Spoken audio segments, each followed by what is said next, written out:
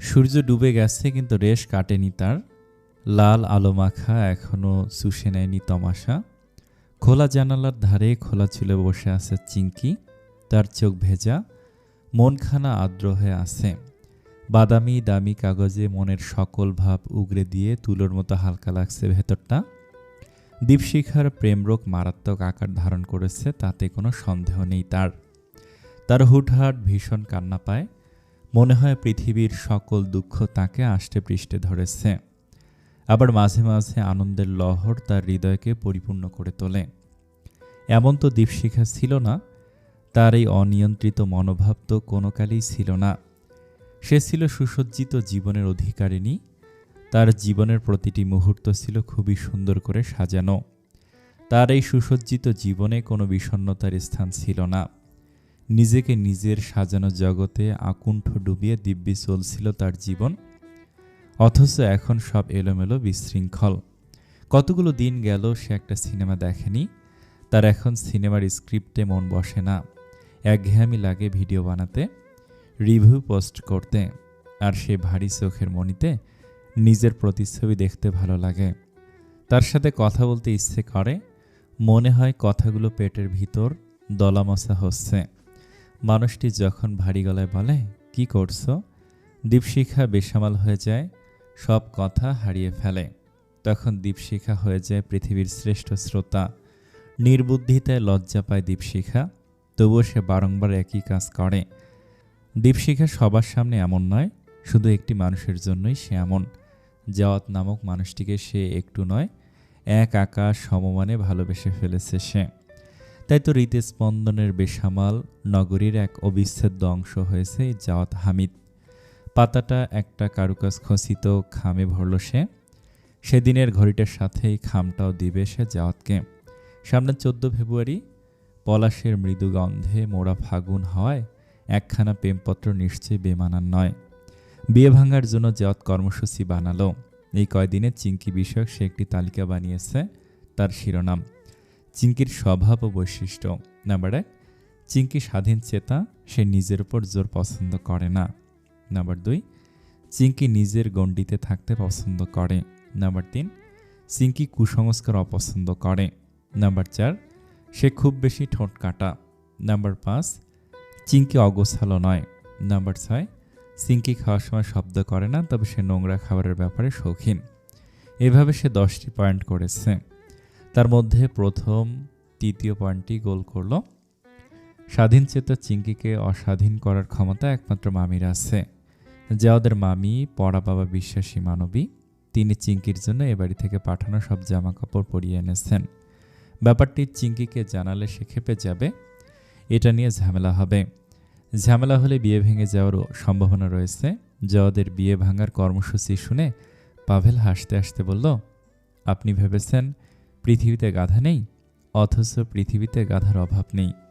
কবি হয়তো তোর জন্যই কবিতা লিখেছিলেন। 14 তারিখ ভালোবাসা দিবস। কোন বলদ 14 তারিখকে ভালোবাসা দিবস বলে আখ্যা করেছে জাওয়াদের জানা নেই। নিশ্চয়ই কোনো ব্যর্থ প্রেমিক নিজের ভালোবাসাকে আনুষ্ঠানিকভাবে জাহির করতে একটি দিন বেছে নিয়েছে, যেন কেউ তাকে উত্তম মাধ্যম করতে আসলে সে বলতে পারে, আজ ভালোবাসা দিবস, আজ ভালোবাসা জাহির করতে নেই মানা। তার কথায় বিবাহিত এবং বাকি প্রেমিকরাও নিজের পকেটের দুর্দশা কমাতে সম্মতি প্রদান করেছে। নারীদের বুঝিয়েছে, এই একদিনই তোমরা উপহার পাবে। সেই থেকে উৎপত্তি ভালোবাসা দিবসের।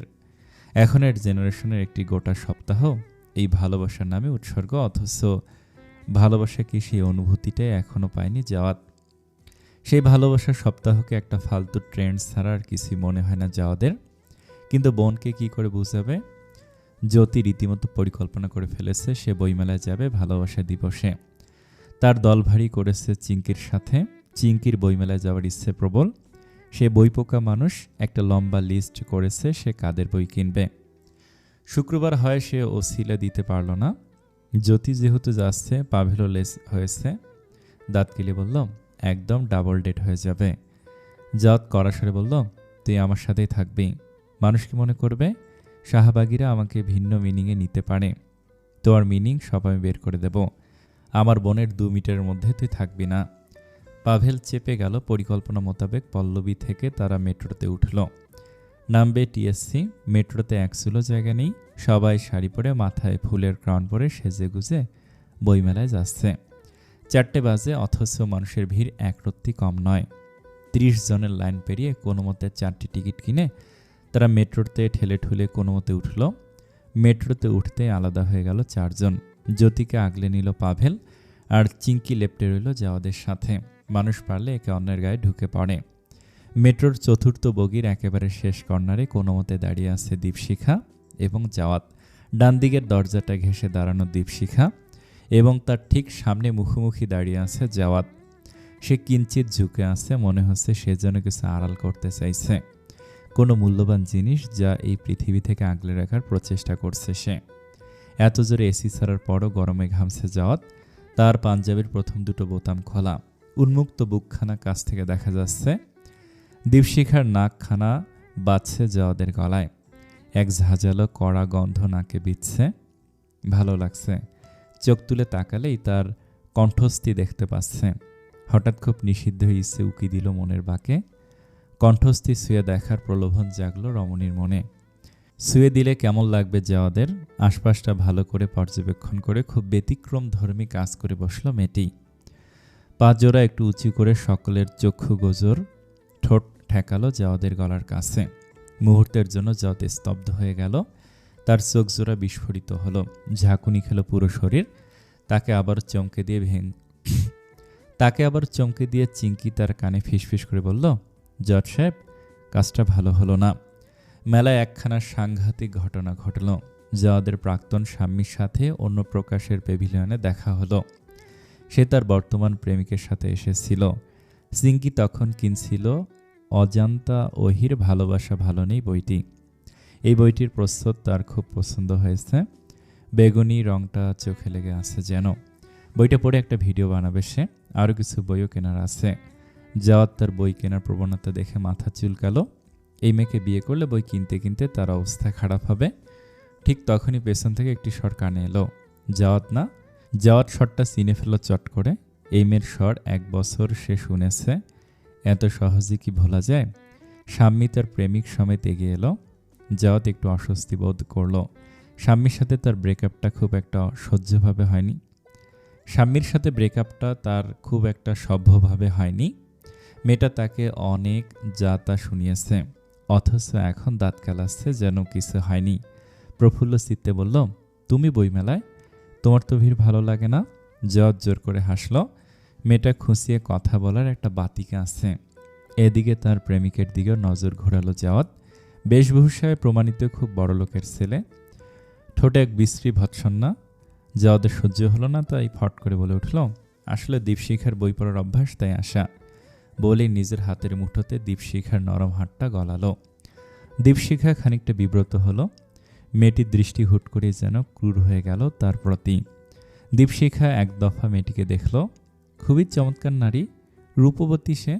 পেলব শুভ্র গালে গোলাপের আভা, পদ্মের মতো চোখ, ঠোঁটজোড়া পুরুষের হৃদয়ে দামাদল বাজাবে যেন। এমন সুন্দর নারীকে জাওয়াদের পাশে একেবারে খাপে খাপ মানাবে যেন। দীপশিখাই প্রথম যেন ঈর্ষা অনুভব করল। নিজের কদর্য রূপে হীনবোধ হলো। কিন্তু তাতে সে মোটেই দমে গেল না, বরং জাওয়াতকে হাতে হাত গুলিয়ে শুধালো, কে উনি? জাওয়াত স্বাভাবিক স্বরে বলল, আমার প্রাক্তন। প্রাক্তন কথাটা শুনে বিঁধল কানে।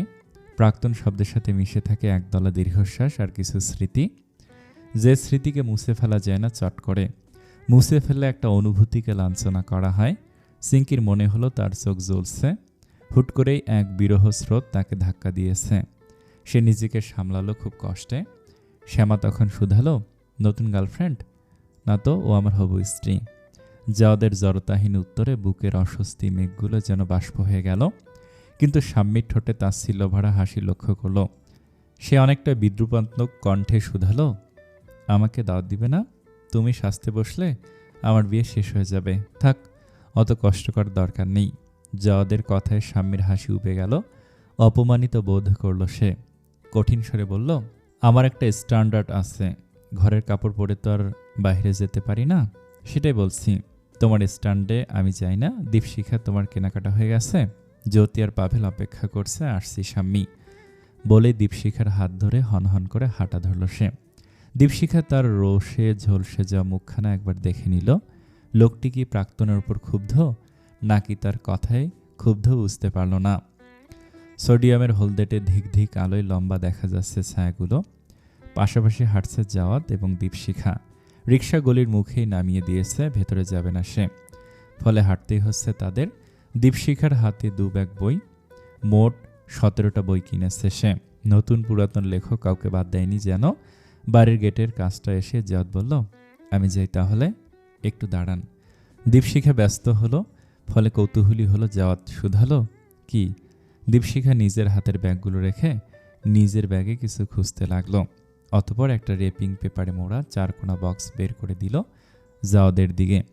জাওয়াত বক্সটা দেখে বলল, এটা কি? ভালোবাসা দিবসের ছোট্ট উপহার। তুমি এসব বিশ্বাস করো? করি, আবার করি না। আসলে উপহারটা দিতে চাইছিলাম, কিন্তু বিশেষ দিন পাচ্ছিলাম না। যদিও প্রতিটি দিনে বিশেষ, তবুও। জাওয়াত শ্রিয়মান স্বরে বলল, তোমরা মেয়েরা এই বিশেষ দিনের কনসেপ্ট যে কোত্থেকে পাও? শাম্মীও এমন ছিল। হুট করে শাম্মীর কথা উঠায় দীপশিখার অস্বস্তি ভরা মনটা নড়ে উঠল।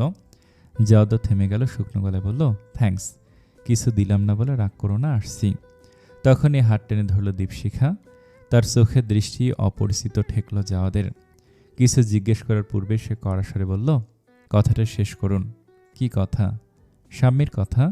শাম্মী কি করতো আমি শুনব। জাওয়াত মাথা চুলকালো। স্বামীর সাথে দেখা হবার পর থেকে তার কথা মাথায় ঘুরছিল। ইচ্ছাকৃতভাবে সে বলেনি, কিন্তু চিঙ্কিকে কে বুঝাবে? ফলে ইতস্তত স্বরে বলল, কিছু মনে করো না প্লিজ, ওভাবে বলতে চাইনি। ওসব ডেফে আমার ভালো লাগে না। স্বামী আবার এসবে খুব পারদর্শী ছিল, এজন্যই বলেছি। ওর সাথে তোমার তুলনা করিনি, সরি। শুকনো সরি আমি নিব না। তাহলে শাস্তি পেতে হবে। জাওয়াত হতবিহ্বল হলো, অবাক স্বরে শুধালো, কি শাস্তি? চোখ বুঝুন। কি? চোখ বিস্ফোরিত করতে বলিনি, বলেছি চোখ বুঝুন।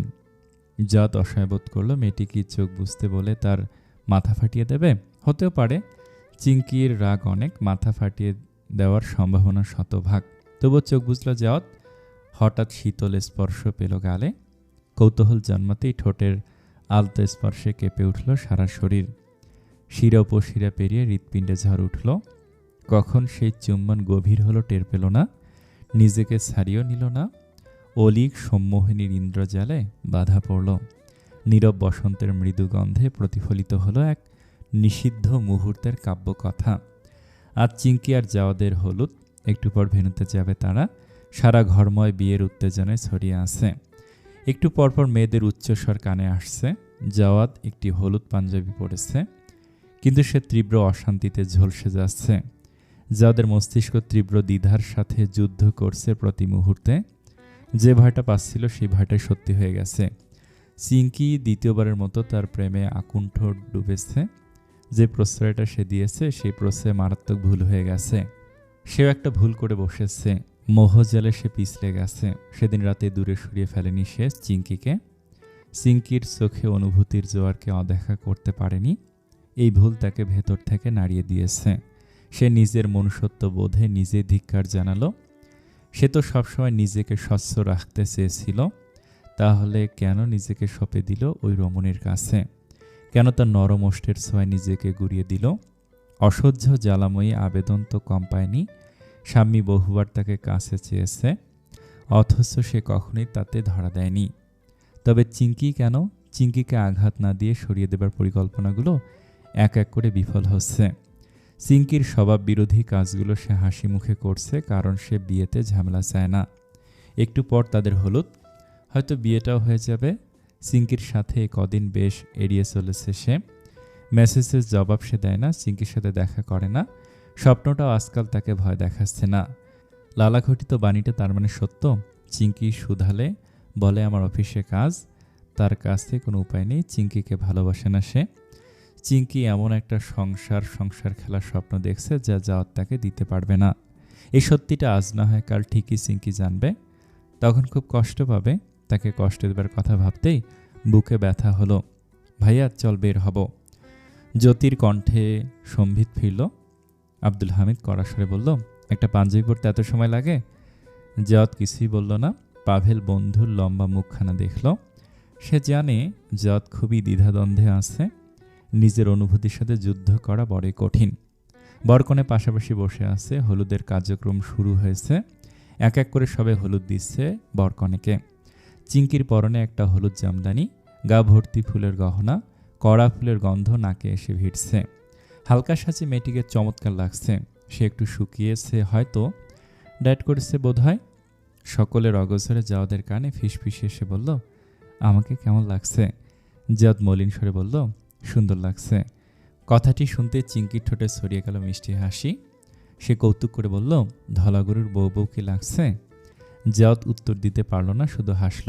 অনুষ্ঠানে নাচ গান হলো, জ্যোতিও নাচল। হলুদ কার্যক্রম শেষে খাওয়া দাওয়ার পালা।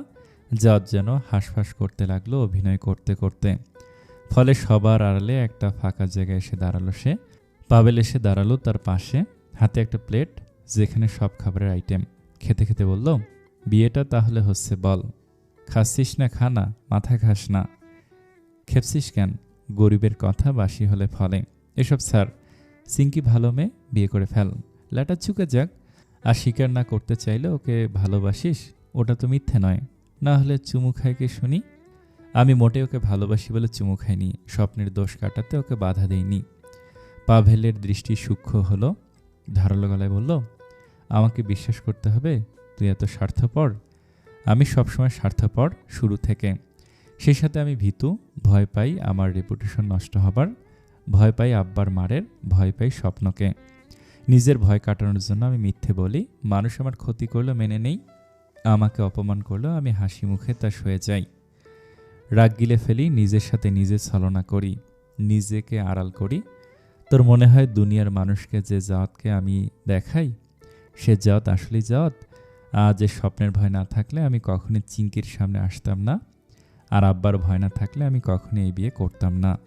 বলে পেছনে ঘুরতে স্তব্ধ হয়ে গেল সে। চিংকি দাঁড়িয়ে আছে, তার মুখ পাংশুটে বর্ণ, চোখে এক তীব্র অবিশ্বাস। অস্পষ্ট স্বরে শুধালো, কিসের স্বপ্ন?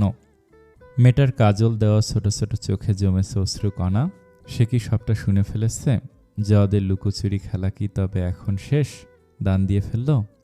একত্রে অনেকটা প্রশ্নর ঢেউ তুলল মন সমুদ্রে। নিদারুণ সূক্ষ্ম ব্যথা অনুভব হলো সেই সাথে। মুখের মাংসপেশিগুলো শিথিল হয়ে গেল। কিছু বলতে চেয়েও যেন থেমে গেল। সবসময় মিথ্যে বলা যায় না। মিথ্যের প্রাচীর যত বিশাল হোক না কেন, এক না সময় তা ভাঙবেই। জাওয়াদ দীর্ঘশ্বাস ফেলল। চিংকি অধৈর্য হয়ে গেল যেন। জাওয়াদের সম্মুখে দাঁড়িয়ে শক্ত কণ্ঠে শুধালো, জজ সাহেব, আমি কিছু জিজ্ঞেস করছি। পাভেল আভাস পেল শীতল পরিস্থিতির। সে পাশ কাটিয়ে চলে গেল। ফলে সেখানে শুধু দাঁড়িয়ে রইল জাওয়াত এবং চিংকি, সেই সাথে এক অস্বস্তি জড়ানো দীর্ঘশ্বাস। ভেনুর এক ফাঁকা ঘরে মুখোমুখি বসে রয়েছে জাওয়াত এবং চিংকি। চিংকির চোখ জোড়া টলমলে, বিশ্বাস ভাঙার আঘাতে কাতর হয়ে আছে হৃদয়। তবু মুখমণ্ডলের মাংসপেশি স্থির, দৃষ্টি শীতল। খুব ঠান্ডা স্বরে শুধালো, কোন স্বপ্ন নিয়ে কথা বলছিলেন, যা না দেখলে আপনি কখনো আমার সামনে আসতেন না? জাওয়াত গাল ফুলিয়ে তপ্ত নিঃশ্বাস ছাড়ল। অস্বস্তি মাখা স্বরে বলল, আমি প্রায় রাতে তোমাকে নিয়ে স্বপ্ন দেখতাম। তোমার সাথে আমার বিয়ে হচ্ছে। স্বপ্নটা যে রাতে দেখতাম, তার পরদিন আমার সাথে শুধু অঘটন ঘটত। স্বামীর সাথে ব্রেকআপ, আমার বাইকের অ্যাক্সিডেন্ট, প্রমোশন আটকে যাওয়া, নোটিশ পাওয়া ইত্যাদি। এর মধ্যেই তোমার সাথে আমার বিয়ের কথা ওঠে। বাবার ওপর কথা বলার সাহস আমার নেই। আমি বাবাকে খুব ভয় পাই, তুমি জানো। তাই আমি অমত করিনি। যেদিন তোমাকে প্রথম দেখতে এসেছিলাম আমি থতমত খেয়ে যাই। সব কিছু কেমন ঘোলাটে লাগছিল। ওপর থেকে তোমার সাথে দেখা হবার পর থেকে আমি আর স্বপ্নটা দেখতাম না। যেদিন তোমাকে দেখতাম আমি স্বপ্নটা দেখতাম না। এজন্য আপনি আমার সাথে প্রতিদিন দেখা করতেন আমার অনিচ্ছা সত্ত্বেও? হ্যাঁ, আমি শুধু স্বপ্নটা থেকে রেহাই চেয়েছি। আই থট 6 বছর আগে তোমাকে রিজেক্ট করাতে তুমি আমাকে বদদোয়া দিচ্ছ। যেহেতু আমি জীবনের প্রথম কারোর সাথে খারাপ ব্যবহার করে থাকলে সেটা তুমি ছিলে। সেদিনটা আমার খুব খারাপ কেটেছে বলেছিলাম তোমাকে। মারপিট পর্যন্ত করেছিলাম প্রথমবার। তাই সব রাগ আমি তোমার ওপর ঝেড়েছি। তোমার কোনো দোষ তো ছিলই না। So I was feeling guilty. But তোমার সাথে ভালো ব্যবহার করেও লাভ হচ্ছিল না, স্বপ্ন আমার পিছু ছাড়ছিল না। সো আমার মনে হয়েছিল কোনো ব্ল্যাক ম্যাজিক টাইপের ব্যাপার কি না। মামার পরামর্শে পড়া বাবাকেও দেখিয়েছি আমি, কিন্তু কাজ হয়নি। I am sorry, I am extremely sorry. যাদের অপরাধী স্বর মস্তিষ্কে ঢুকলো না যেন, বরং স্বপ্নের যে তাজমহলটা একটু একটু করে তৈরি করেছিল চিঙ্কি, সেই মহলের ওপর দিয়ে যেন বুলডোজার চলে গেল। কি অসহ্য ব্যথা! বিশ্বাস স্বপ্ন ভাঙার ব্যথাগুলো এত কষ্টদায়ক হয়। মাথাটা খালি খালি লাগছে, চোখ জ্বলছে, ঝাপসা হয়ে যাচ্ছে দৃষ্টি। ধরাসরে শুধু শুধালো, আপনার কাছে আমার একটাই প্রশ্ন, আপনি কি কখনো আমাকে ভালোবেসেছেন? কেন যেন সহজ গলা বলতে পারল না, না আমি তোমাকে ভালোবাসি না। বরং চোখ নামিয়ে অপরাধীর মতো বলল, I am sorry Chinki. Chinki তার উত্তর পেয়ে গেল। সে মানুষ চিনতে পারেনি, হৃদয়ের দুর্বলতায় নিজেকে এত নিচে নামিয়ে ফেলেছে যে ঘৃণা হচ্ছে নিজেকে। প্রেম, হ্যাঁ প্রেম, এর চেয়ে যে অঘন্য জিনিস বুঝি কিছু নেই। আত্মসম্মান বিকিয়ে নিজেকে সমর্পণ করে দিতেও দ্বিধা করেনি এই প্রেমের জন্য।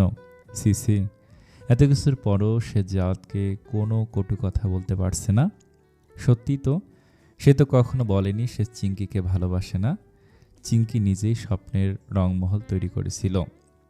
ভুল তো তার ছিল, সে নিজেই ভেবেছে জাওয়াদের নিজস্ব পৃথিবীর একটা অংশ সে, অথচ জাওয়াদের জন্য শুধুমাত্র অকথিত অশুভ লক্ষণ ছিল। নিজের ওপর তীব্র ঘৃণা জন্মালো চিঙ্কির। এত বোকা সে, কই কখনো কারোর ভালোবাসা পাওয়ার জন্য তো এত মরিয়া হয়নি। তবে এই পুরুষের ক্ষেত্রেই কেন? চোখ থেকে গড়িয়ে পড়ল অশ্রুকণা। জাওয়াদ মাথা নিচু করে রয়েছে। চিঙ্কি চোখ মুছে নিল বা হাতের উল্টো পাশ দিয়ে। ঠান্ডা স্বরে বলল, আমি আমার উত্তর পেয়ে গেছি। বলেই উঠে দাঁড়ালো। রুম থেকে বের হতেই তরঙ্গিনীর সাথে দেখা হলো। সে সবার আতিথেয়তায় ব্যস্ত ছিল। চিঙ্কি মলিন, রুগ্ন, মূর্ছানো মুখখানা দেখতেই সে বলল, কোথায় ছিলি? আমি কখন থেকে খুঁজছি তোকে। শরীর খারাপ লাগছে? বাবা কোথায় আপু? কি হয়েছে চিঙ্কি?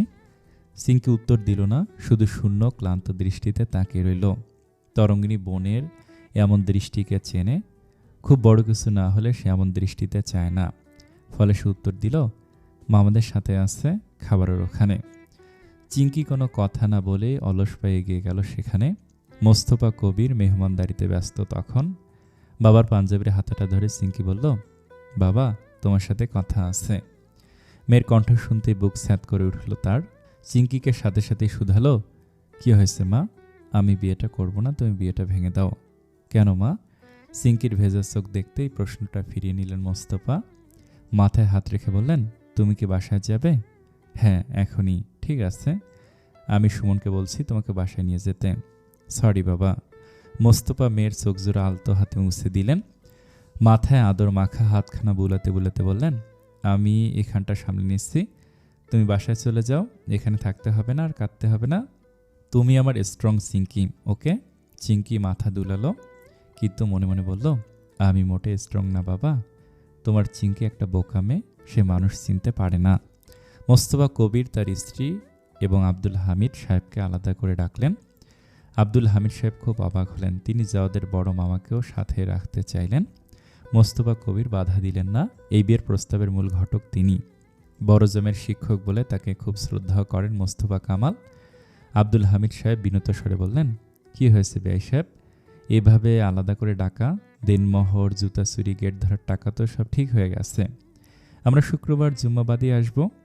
চলনে 50 জনের একজন বেশি হবে না। বিয়েটা হচ্ছে না হামিদ সাহেব? কথাটা শুনতে আব্দুল হামিদের শান্ত দৃষ্টি চমকে উঠল। স্বরের গাম্ভীর্য বাড়ল। মানে মশকরা করছেন? না ভাইজান, কিছু মনে করবেন না, আমার মেয়ে চাইছে না বিয়েটা হোক, তাই আমি বিয়ে ভাঙছি। আপনার পরিবার খুব ভালো, কিন্তু ভালোতেই সব শেষ হয়ে যায় না। সংসার আমার মেয়ে করবে। আব্দুল হামিদের সাথে সাথে নিরুপমা ক্ষিপ্ত হলেন। স্বামীর হুটহাট সিদ্ধান্ত তাকে অপ্রস্তুত করে ফেলে। ফলে কঠিন স্বরে শুধালো, এগুলো কি বলছো তুমি? মাথা খারাপ হয়েছে? বেশি খেয়ে বদহজম হয়েছে? না নিরুপমা, আমি সুস্থ আছি। তাহলে এমন পাগলের মতো আওড়াচ্ছ কেন? আমার মেয়ে বিয়ে করতে চাচ্ছে না। কথাটা বোধহয় তুমি শোনোনি। মোস্তফা কবির কঠিন স্বরে উত্তর দিলেন। এদিকে আব্দুল হামিদ এবং জাওয়াদের বড় মামা খুব ক্ষিপ্ত হয়ে গেলেন। মানসম্মানের ব্যাপার এটা। হলুদের পর বিয়ে ভাঙা মানে একরকম কেলেঙ্কারি। এত টাকা পয়সা খরচ হয়েছে, আত্মীয় স্বজন গিজগিজ করছে। মুখ দেখানো জো থাকবে না। আব্দুল হামিদের বুক ধুকধুক করছে, উত্তেজনা বেড়ে যাচ্ছে। জোরে জোরে তিনি শ্বাস নিতে লাগলেন। মোস্তফা দ্রুত তাকে বসালেন, খুব বিনীত স্বরে বললেন, আমার মেয়েকে আমি খুব ভালোবাসি হামিদ সাহেব, তার চোখের পানি আমি সইতে পারি না, তাই অনুরোধ করছি ক্ষমা করবেন। আপনাদের মতো জঘন্য মানুষের সাথে ছেলে বিয়ে দেওয়ার কথা ভাবাই আমার ভুল ছিল। আত্মীয় স্বজনদের মাঝে থাকি, একটা সমাজ আছে আমাদের, সবাই তো ভাববে ছেলের মধ্যেই খুঁত। আমি তো আপনার মেয়েকে সময় কম দেইনি, কতদিন ঘুরিয়েছে সে। নেহাত মেয়েটাকে আমার ভালো লেগেছিল, না ভুল আমার ছিল। একটা উড়োমনা মেয়েকে বউ হিসেবে ভাবাই আমার ভুল। আব্দুল হামিদের কথার ভাবভঙ্গি বদলে গেল, রোষ প্রকাশ পেল অত্যাধিক। নিরুপমাও তেতে উঠল, তীক্ষ্ণ স্বরে বলল, খবরদার হামিদ সাহেব, মেয়ের নামে উল্টাপাল্টা কথা বলবেন না। যান যান, মুখ আটকাবেন না আমাদের মানসম্মান ডুবিয়ে এখন বড় কথা। টাকা পয়সা আমরা দিয়ে দেব, টাকার গরম দেখাবেন না নিরুপমা ভাবি। এখানে আমাদের লোক মুখে থুথু পড়ার অবস্থা। আজ আপনাদের মেয়ের জন্য আমি আর আমার পরিবার হাসির পাত্র হব। সি সি সি। মোস্তফা কবির মুখ শক্ত করে বললেন, আমি আন্তরিকভাবে দুঃখিত। আপনাদের আমি অত্যাধিক সম্মান করি, কটূক্তি করে সেই সম্মান হারাবেন না। থামুন, আজ ছেলে নিয়ে ফিরে যাচ্ছি, আমিও দেখব আপনার মেয়ের বিয়ে কোথায় হয়। নিরুপমার সাথে সাথে ক্ষিপ্ত স্বরে বলল, নিজের গাধা ছেলেকে বিয়ে দিন আগে, আমার মেয়েকে নিয়ে আপনার চিন্তা করতে হবে না। আমার ছেলেকে আপনার মেয়ের থেকে বহু ভালো ঘরে বিয়ে দেব। আরে যান যান, মুরাদ জানা আছে। এক পর্যায়ে কথা কাটাকাটি লেগে গেল নিরুপমা এবং আব্দুল হামিদের মধ্যে। দুপক্ষের শব্দের ঘাত প্রতিঘাতে জর্জরিত হলো শান্ত পরিবেশ। উত্তপ্ত মহলে একে অপরের দন্তকে উঁচু করতে ব্যস্ত। রাগ মানুষের সবচেয়ে খারাপ বৈশিষ্ট্য ফুটিয়ে তোলে। নিরুপমা এবং আব্দুল হামিদ দুজনে নিজেদের সেই বৈশিষ্ট্য নিয়ে লড়াইয়ে নামল। দুজনে নিজেদের সন্তানের বড়াই করতে লাগলেন। এক অঘোষিত প্রতিদ্বন্দ্বিতা শুরু হলো, কার সন্তানের আগে বিয়ে হবে। মোস্তফা সেদিকে খুব একটা আগ্রহ নেই, তার মানুষপটে কেবল মেয়ের টলটলে চোখ ভাসছে। জাওয়াদের বড়মা পড়লেন লজ্জায়। প্রথম ঘটকালিটা ঠিক হলো না, ফলে তার দুঃখটাই সর্বাধিক। চিঙ্কি বিয়ে ভেঙে দিয়েছে, তাতে খুব মাথা ব্যথা হলো না জাওয়াদের। সে একটা শব্দ করল না, তার মস্তিষ্কে শুধু একটা কথাই ঘুরছিল, তাদের মধ্যকার বন্ধুত্বের যাত্রাটা বুঝি এখানেই শেষ। মেয়েটি থেকে ঘৃণা করছে নিশ্চয়ই, কারোর ঘৃণার পাত্র হওয়া এতটা পীড়াদায়ক এবং ক্লেশকর তার জানা ছিল না। মেয়েটি কি এখনও কাঁদছে? চিঙ্কি সেদিন প্রত্যাখ্যিত হওয়ার পরও কিছু বলেনি, আজও কিছু বলেনি। সে কেন তাকে কিছু বলল না? অন্তত একটা থাপ্পড় মারতে পারত, অন্তত জাত নিজেকে অপরাধী ভাবত না, নিজের কাছে দায়মুক্ত হয়ে যেত। কিন্তু মেয়েটির শান্তরূপ তাকে কুরে কুরে খাচ্ছে। তার টলমলের চোখ, বিভ্রান্ত শূন্য দৃষ্টি তাকে বুকের মধ্যেখানে চাবুক চালাচ্ছে। নিঃশ্বাস নিতে কষ্ট হচ্ছে তার, নিজেকে নিকৃষ্ট প্রাণী মনে হচ্ছে। সে যা চেয়েছিল তাই তো হয়েছে, তাহলে কেন শান্তি পাচ্ছে না? জাওয়াদের বিয়ে ভাঙায় আত্মীয়দের নানাবিধ প্রশ্নের সম্মুখীন হলো জাওয়াত। বন্ধুদের মধ্যেও তাকে নিয়ে হাসি ঠাট্টা শুরু হলো, কিন্তু তাতে খুব একটা বিচলিত না জাওয়াত। কলিকরা তো অবাক। যেদিন বিয়ের কথা সেদিন সে অফিসে হাজির। কি অদ্ভুত! ইনচার্জ ইনিয়ে বিনিয়ে কারণ শুধালো, কিন্তু কোনো উত্তর দিল না জাওয়াত। তার ভালো লাগছে না, স্বপ্নের তাণ্ডব শেষ হয়ে গেছে। সে এখন আর চিঙ্কিকে স্বপ্নে দেখে না। মনে হচ্ছে এই সমস্যাটা কোনোদিন যেন ছিলই না। এতে খুশি হওয়া উচিত, অথচ খুশি হতে পারছে না। সে রাতে ঘুমাতে পারছে না। চিঙ্কি তাদের সকলভাবে ব্লক করে দিয়েছে, এমনকি তার ইউটিউব চ্যানেল থেকেও ব্যান, পেজ থেকে ব্যান। কোনোভাবে তাকে দেখার উপায় নেই। না জাওয়াত তাকে দেখতে চায়, কিন্তু খসখস ভাবটা কাটছে না। চিঙ্কির কথা মনে পড়লে বুকের মধ্যেখানে ব্যথা হয়, বিশ্রী ব্যথা, নিঃশ্বাস আটকে যাওয়ার নীল ব্যথা। লাঞ্চ টাইমটা কোনোভাবে শেষ করলো জাওয়াত। খেতে ইচ্ছে করছে না, এর মধ্যে চোখ আটকে গেল, থমকে গেল জাওয়াদের পা। দৃষ্টি চমকে উঠল। চিঙ্কি তার অফিসে, কি সুন্দর নীল শাড়ি পরে আছে। জাওয়াদের হৃদস্পন্দন বেড়ে গেল, মনে হচ্ছে এখনই হৃদয় বুকের খাঁচা থেকে বেরিয়ে যাবে। নিঃশ্বাস ঘন হলো, এক প্রকার ছুটে গেল সে চিঙ্কির কাছে, তাকে ডাকতে। মেয়েটি তার দিকে অবাক নয়ন তাকালো। না, এ তো চিঙ্কি নয়, বরং তার কলিগ শ্রেয়া। কি হচ্ছে তার সাথে? শ্রেয়া বিনত স্বরে বলল, কিছু বলবেন ভাই? না সরি। জাত মাথা ধরে বসে পড়ল। ক্লান্ত লাগছে শরীর, নিশর লাগছে মাংসপেশি, মাথা ঘুরাচ্ছে। বাসায় যেতে হবে এখনই, এই মুহূর্তে। পাভেলের সামনে বসে আছে জাওয়াত। পাভেল তার প্রেজেন্টেশন তৈরি করছে, একটু পর তার মিটিং। পাভেল ভর দুপুর উপস্থিত হয়েছে, কিন্তু না বলেই বসে আছে। থমথমে মুখ, দৃষ্টি উদ্ভ্রান্ত, অবস্থা বেগতিক। মনে হচ্ছে কোনো বিশাল ঝড় যাচ্ছে তার ওপর। বিয়ে ভেঙে 15 দিন, অথচ জদকে দেখে মনে হচ্ছে তার পৃথিবী এলোমেলো হয়ে গেছে। পাভেল ল্যাপটপ থেকে চোখ না সরিয়ে বলল, এই অসময়ে আমাকে কোন খুশিতে স্মরণ হলো? আবার স্বপ্ন দেখা শুরু হয়েছে? না, আমি এখন চিঙ্কিকে বাস্তবে দেখছি। ও স্বপ্ন থেকে বেরিয়ে বাস্তবে আমাকে দেখা দিচ্ছে।